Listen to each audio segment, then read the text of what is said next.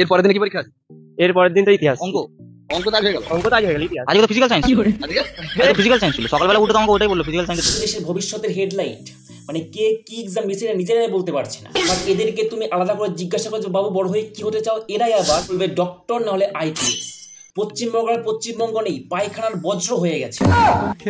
দেয়নি স্কুলের বাইরে 28 তারিখ কথা হবে এই সেই স্যারদের সাথে। পৃথিবীর তো একদম কোথা থেকে কোশ্চেন এসছে বুঝতেই পারছি না, বইয়ের বাইরে দিয়ে কোশ্চেন এসছে। কোনো বাড়া প্রশ্ন পৃথিবীর বাইরে থেকে আসেনি, তুমি বাড়া ভুল করে পৃথিবীতে চলে এসছো। আবার বলছি 28 তারিখে দেখে নেন। এটা শুধুমাত্র আমাদের এই ওয়েস্ট বেঙ্গলে সম্ভব। আর সত্যি বলতে আমি সব বাচ্চাদের খুব একটা দোষ দেখতে পাচ্ছি। এরা তো জেনেই গেছে যে এদের বড় হয়ে ওই তেল বাজার দোকানে সচেতন করে খেতে হবে। তাহলে শুধু পড়াশোনা করে কি লাভ? বন্ধুরা, আজ কথা বলবো উচ্চ মাধ্যমিক এবং মাধ্যমিক কিছু আলট্রা লেভেল নোবেল পুরস্কার প্রাপ্ত স্টুডেন্টদের নিয়ে। তো ভিডিও শুরু আগে বলে থাকি, যারা আমাকে চেনো না, আমি তোমরা হচ্ছে ইটস ইউনিলা চ্যানেল।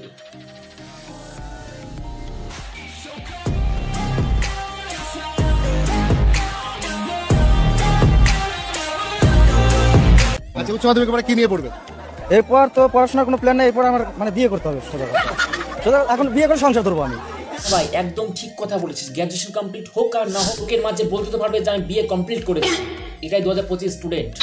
তোমার কথা আমি শুধু একটা কথাই ভাবছি যে ভারতীয় সংবিধান অনুযায়ী শিক্ষা মৌলিক অধিকার এবং সমস্ত ছাত্রছাত্রীদের 14 বছর বিনামূল্যে এই শিক্ষাটা পাবে। তো ফালতু এই 14 বছর বেকার টাকা নষ্ট করে কি লাভ, যেখানে এরা নিজেরাই বুঝতে পারছে না যে এটা কি পরীক্ষা। আমি নিজেই হতভম্ব। এখন তো অনেক সুযোগ করে দেওয়া হয়েছে, আগে তো নাম্বারই দিত। আমাদের সময় 40 নাম্বার দিত, এখন তো করে দেওয়া হয়েছে, এখন তো 80-90 মানে পরে করে দেওয়া হয়েছে, যাতে হাই এডুকেশনের পক্ষে যাতে এরা সব জায়গায় চান্স পায়।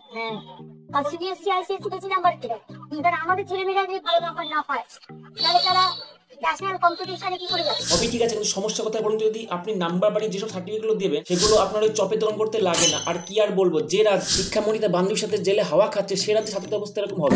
আলহামদুলিল্লাহ। তুমি ইংলিশ বানান করে দেখাচ্ছ।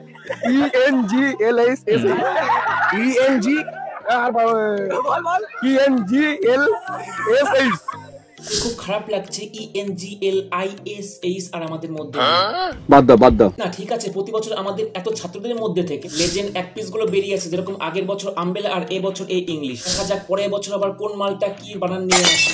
তোমার জীবনে লক্ষ্য কি ডক্টর? হ্যাঁ, তোমার আমার নিয়া কাজবার ক্যামেরা বানাও, আমার নিয়া কাজবার ক্যামেরা বানাও। ইস মিথ্যা কথা। তোমরা কিন্তু এই ভাইকে হালকায় নিও না, তোমরা রিয়েলাইজ করো সামনে খেলা হচ্ছে, বাট ভাইয়ের মাইন্ডটা থাকবে একদম স্টিক ক্যামেরা। তারপর বাপ তো মেয়েকে জাঙ্গির অবস্থা কি সেটা বলতে পারছি। তবে একটা কথা হচ্ছে, ভাইয়ের ভিডিওটা কি ভাইয়ের বাইরের লোক দেখলে তো ভাইয়ের পুরো ছবি হয়ে গেছে। মিড ডে মিলের রাধুনির প্রেমে হাবুডুবু প্রধান শিক্ষক। নাটে উঠেছে স্কুলের পড়াশোনা, রাধুনির সঙ্গে বসে লুডো খেলেন, মুখে পান গুঁজে দেন। দেখো বোঝো ঠেলা, স্কুলের প্রধান শিক্ষককে যদি রাধুনির কড়াইয়ের মধ্যে মাখনের মতো বলে যায়, ছাত্ররা কি শিখবে? তা তো এটাই শিখবে, স্যার রাধুনির মুখে পান ঢুকিয়েছে, আমরা মুখে সব কি বলে বোঝাতে হবে? তোমাদের কোন স্কুল? দেবনা সিট পড়েছে, দেবনা তো সিএমএস পড়েছে। কি পরীক্ষা ছিল আজকে? জীবন বিজ্ঞান। প্রশ্ন কেমন হয়েছে? ভালো কেমন? ভালো। এবার কি আমব্রেলা বানান করতে বলবো? হ্যাঁ, তুমি যদি আমাকে আমব্রেলা বানান করতে বলো, আমার মুখটাও সেরকম, আমি তোমাকে জনি সিং বানান করতে বলবো, তারপরে মিয়া খলিফা বানান করতে বলবো। তুমি যদি করতে পারো তাহলে আমার সাথে শোনো, আমার সাথে মুখ লাগাও। না ভাই, এটা একদম ঠিক বলেছে। এইসব মালগুলো অনেকটাই ফুড ব্লগারের মতো হয়েছে। তারা প্রতিবার পরীক্ষার পরে রাস্তায় এইসব ছাত্রদের থেকে বেশিরভাগ এই বালের রিপোর্ট পাওয়া যায়। মানে তুমি বারা কি যে তোমাকে বলতে হবে যে পরীক্ষা কেমন হয়েছে? জীবনে এই ধরনের কাজ আর করবো না।